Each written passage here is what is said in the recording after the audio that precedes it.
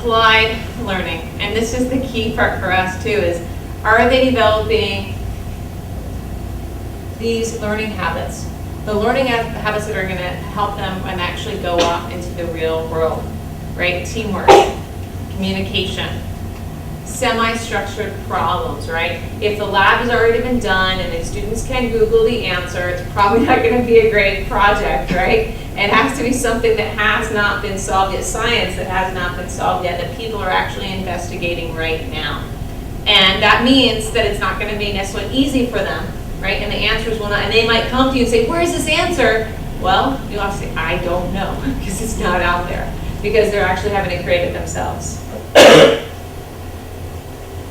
This other one is active exploration, and some of you mentioned it's going on beyond the classroom, going in on a trip, describing going off and working with people, you know, going out beside themselves, other than in the classroom, other than in their school, and really investigating real issues. So if they're creating a project that's for the community, it's helpful for them to start interviewing community members, right? You can't create something and devoid of outside people. It has to be actually with posing, refining questions with people in the world so that they can really think about it. Adult connections is a key one. Is how are the students within projects connected to adults who are not their teachers and not their parents? The last one is how are the adults engaging in the design of the project? If this gentleman, I think it's Jamie, right? You're working with scientists. Yeah, thank you. And he's working with scientists, so they're going to help design some of that science project because they're going to be involved in actually what the research has to happen and what it's going to be. So that's inherent to the project because the students are going to have to be forced to work with outside adults in order to make that project happen. And the last one is assessment.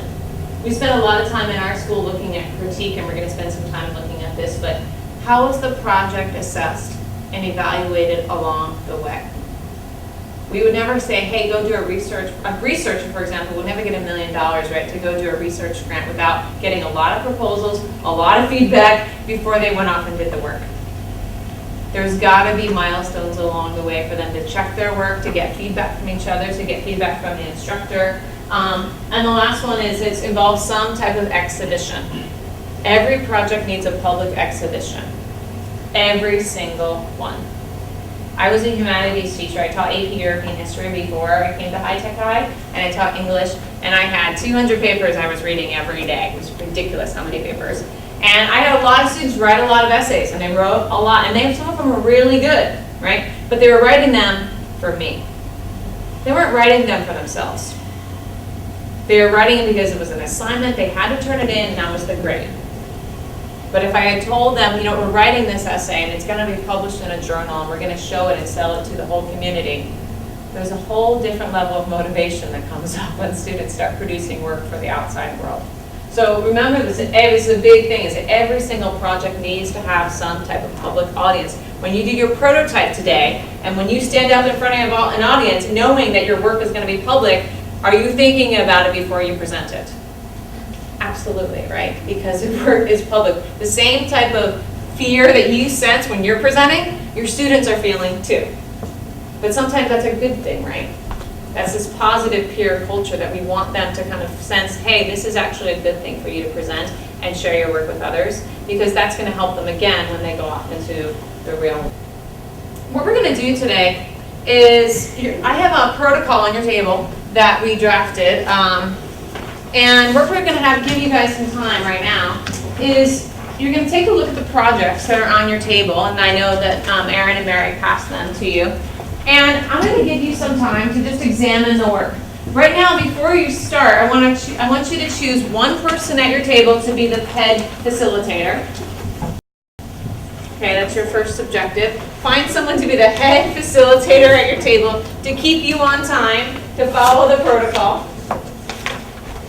The next thing you're going to do is, as a group, you're going to think about, and I put some questions and posed some questions already for you, is what does this work say? What strikes you about the work that's in front of you? What do you think the goal was? What is the work itself? And then on the back, there's actually the 6 A's that we just talked about. There are questions. you have to think about how do these projects even relate to the 6 A's of project base? How could they? Do they at all? Does one of them more strongly represent the 6 A's, knowing that sometimes it's hard to get a project to represent all 6 at once in a great and beautiful and powerful way. So of the projects in front of you, which one do you think, which 6 A does this project most resemble or address? And then visually, the book is very definitely visually appealing. It's cross-curricular because it is physics and art at the same time. It's creative. Obviously, they've looked at different ways to explain all of these laws of physics. My comment was that it's like physics for dummies, and the thing is if you look at the pictures, the visual really helps you to connect with what the law is.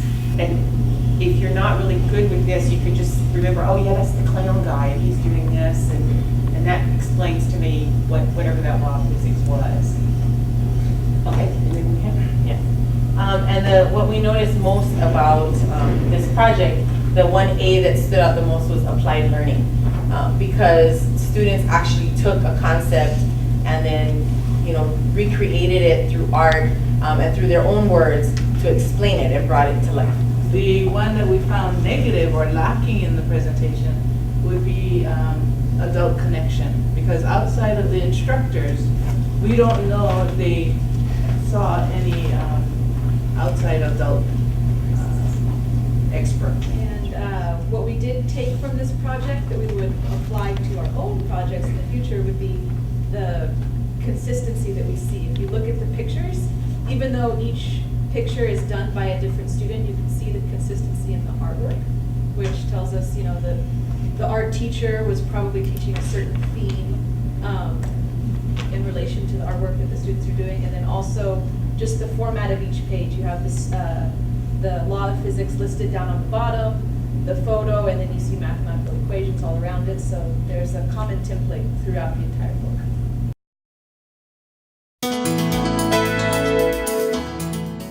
We have a reason why we chose that name, and it's because the project was a family history project, and it was called Cultural Encounters, and was done by 10th graders. And we have 2 products, one coming from the 2014 class and one coming from a 2013 class. As far as the academic rigor, the writing, the quality of the writing was very good. We could tell that the students went through probably many drafts to produce it. They created something new from the interviews. So they didn't just interview 4 different people, that was the requirement, but then they took that interview and made it into a story that could be in the book. It's not just a transcript. Connection to the adults is they had to interview 4 different people about their personal histories, and it was relative to their own family histories as well. And then there were a lot of small assessments throughout the project. Get the project sheet, and there were some smaller checks. There was a book club that was involved in this, some things that looked at history. There was, the students had to do 4 drafts, 4 different stories, and turn those drafts in and have conferences with the teacher throughout. So all of those kind of related to the authenticity, the active exploration, the connections, and the assessment. They separated the book out into different groups, like hard times was one of them. We thought possibly instead of doing it that way, if they put it in different eras of the family, then you can get a little bit better feel of the different eras and can make connections between things that happened then, and could have more of a historical discussion with that. The lessons that I guess we can take to improve our work is evaluating their timeline layout. This is very extensive and very detailed. Also, analyzing and evaluating the quality of the final product and hopefully getting to a level of that, as well as the integration among disciplines, because it covers Spanish, I guess English for the writing part, and history. So it's pretty awesome. The kids had to translate their stories in Spanish.